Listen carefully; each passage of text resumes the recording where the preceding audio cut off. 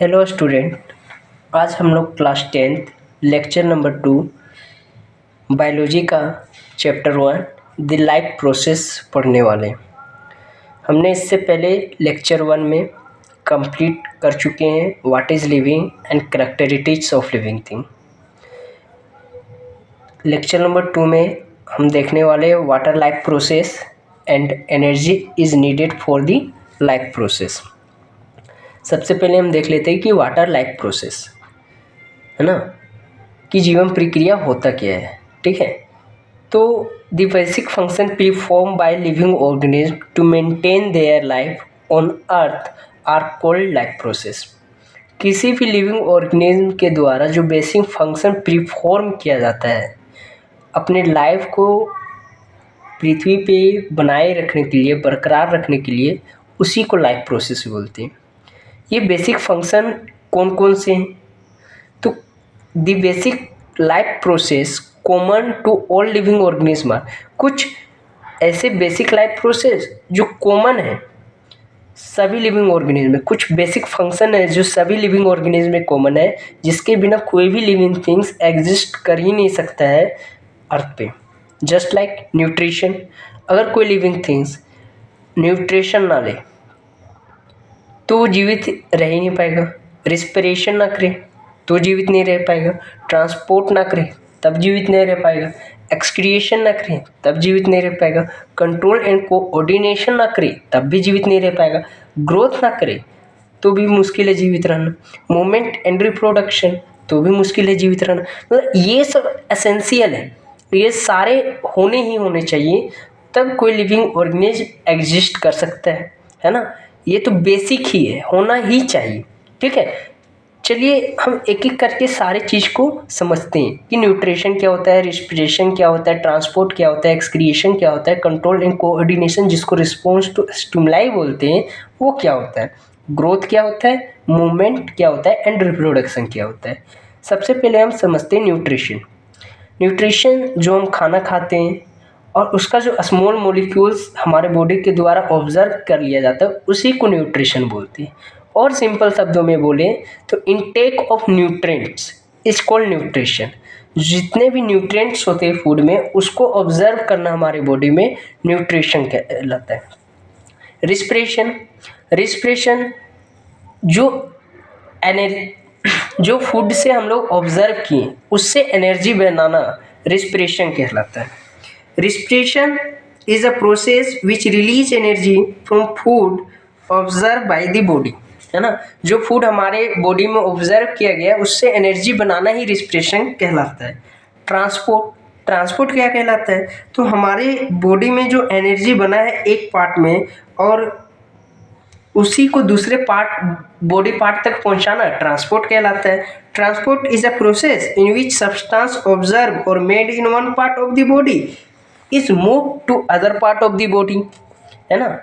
Excretion, जो भी हमारे बॉडी में बना और उससे जो वेस्ट प्रोडक्ट निकला, है ना, वो एक्सक्रिएशन कहलाता है। Waste product remove from the body is called excretion, है ना। जो भी हम वेस्ट प्रोडक्ट निकालते हैं जस्ट लाइक यूरिन, टॉयलेट, फिर स्वेट एंड एक्सेट्रा, तो ये सब जो हम अपने बॉडी से रिमूव कर रहे हैं, निकाल रहे हैं, इसी को एक्सक्रिएशन बोलते हैं। कंट्रोल एंड कोऑर्डिनेशन और रिस्पॉन्स टू स्टिमुलाई, इसको कंट्रोल एंड कोऑर्डिनेशन को समझने के लिए स्टिमुलाई को समझना जरूरी है।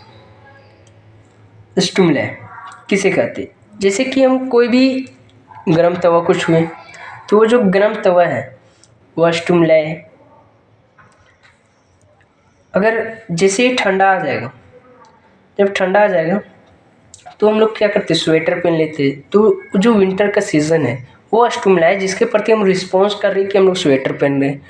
जैसे ही गर्म तवा छुए हाथ हटा दिए तो हाथ हटा जो रहे वो रिस्पॉन्स है।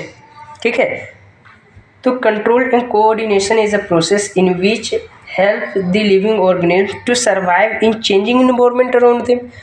कंट्रोल एंड कोऑर्डिनेशन वो प्रोसेस है जिसके थ्रू से हम क्या करते हैं कि हमारे आसपास के इन्वायरमेंट चेंज होने के बावजूद भी हम क्या कर लेते कि सरवाइव कर लेते। उसी को कंट्रोल एंड कोऑर्डिनेशन बोलते हैं। आई होप आपको रिस्पॉन्स टू स्टिमुलाई समझ में आ गया होगा एंड कंट्रोल एंड कोऑर्डिनेशन भी यहाँ से समझ में आ गया होगा कि हमारे इन्वायरमेंट में अगर कोई भी तरह का चेंजेस हो रहा है और उसमें भी हम सर्वाइव कर पा रहे हैं तो हमारा बॉडी वहाँ पे एडप्ट कर रहा है, तब जा कंट्रोल कर रहा है, कोऑर्डिनेट कर रहा है, रिस्पॉन्स कर रहा है, तब हम जाके वहाँ पे सर्वाइव कर पा रहे।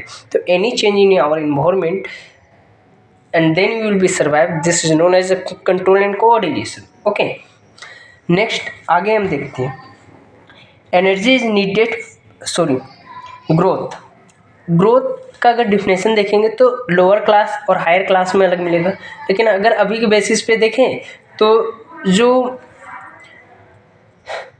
स्मॉल ऑर्गेनिज्म होते हैं, small organism to a big organism और अ एडल्ट ऑर्गेनिज्म, है ना। स्मॉल ऑर्गेनिज्म जो होते हैं वो अगर बिग ऑर्गेनिज्म बन जाए, एडल्ट ऑर्गेनिज्म बन जाए, उसी को ग्रोथ बोलते हैं, उसी को ग्रोथ बोल सकते हैं। Small organism convert into adult organism is called growth. और अगर अच्छा से बोले तो increase in number of cells is called growth, है ना।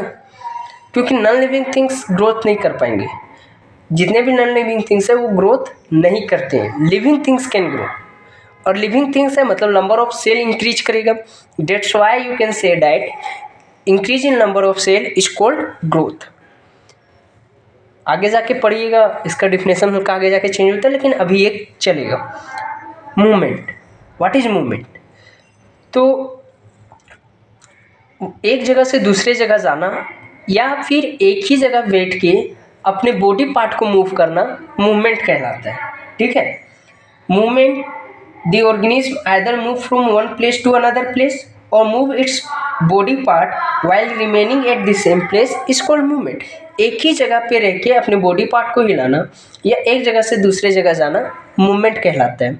Reproduction, two parents of opposite sex organ जब इन्वॉल्व होके अपने ही जैसे ऑफ स्प्रिंग्स को जन्म देते हैं ताकि उनका जो वंशज है वो बचा रहे, अर्थ पे एग्जिस्ट हमेशा करे, है ना। उसी को रिप्रोडक्शन बोलते हैं। अपने ही जैसे ऑफ स्प्रिंग्स को जन्म देना रिप्रोडक्शन कहलाता है। Reproduction is a process in which two parents of opposite sex organ are involve and birth of springs is called reproduction. इसका अगर डिफिनेशन देखिएगा तो बाद में अच्छे से बता देंगे जब आगे पढ़ेंगे, तो अभी के लिए इतना ही समझ लीजिए। आगे अब देखते हैं energy is needed for the life process. आप जानते हैं कि जब हम सो रहे होते हैं तब भी हमें एनर्जी चाहिए, क्योंकि बायोलॉजिकल लेवल पे हमारे बॉडी में बहुत सारे वर्क हो रहे थे, जैसे कि पूरे बॉडी में ब्लड ट्रांसपोर्टेशन, हार्ट बीट, है ना। हम लोग ब्रीथ इन ब्रीथ आउट करते रहते हैं, तो ये सब वर्क में भी एनर्जी लगता है। तो आप समझ सकते हैं कि एनर्जी कितना ज़रूरी है ना। तो energy is needed for the life process. All living organism need energy to perform various life process, है ना। हर एक लिविंग ऑर्गेनिज्म को एनर्जी चाहिए ताकि वो वेरियस लाइफ प्रोसेस को परफॉर्म कर सके। दे गोट एनर्जी फ्रॉम फूड, और ये एनर्जी कहाँ से आता है? फूड से आता है। अगर कोई ऑर्गेनिज्म खाना नहीं खाए 10 दिन तक तो क्या होगा? फाइनली उसका डेथ हो जाएगा। वाई? क्योंकि उसको एनर्जी नहीं मिल रहा है, वो अपना बेसिक लाइफ प्रोसेस परफॉर्म नहीं कर पा रहा है। ओके, सो हम ये कह सकते हैं कि food is a kind of fuel which provide energy to all the living organism, है ना। हम ये कह सकते हैं कि food is a kind of fuel. Food एक फ्यूल है जो हर लिविंग ऑर्गेनिज्म को मिलता है, जिससे वो क्या कर सकता है कि अपनी लाइफ प्रोसेस को चला सकता है। अगर उसको एनर्जी ना मिले तो फाइनली क्या होगा? डेथ कर जाएगा। अगर खाना ना मिले तो फाइनली क्या होगा? डेथ हो जाएगा। चलिए फाइनल चीज़ डिस्कस कर लेते हैं। आगे जो हम पढ़ने वाले इस चैप्टर में वो 4 चीज़ के बारे में डिस्कस करेंगे पूरे चैप्टर में। पहला चीज़ है न्यूट्रिशन, अगला टॉपिक हम लोग का न्यूट्रिशन ही रहने वाला है। Then respiration, then transport and then excretion. इस 4 टॉपिक में पूरा चैप्टर ख़त्म होगा, और प्लांट और एनिमल दोनों के बारे में हम इस चैप्टर में पढ़ेंगे, इन चारों चीज़ों के। बारे में। Thank you.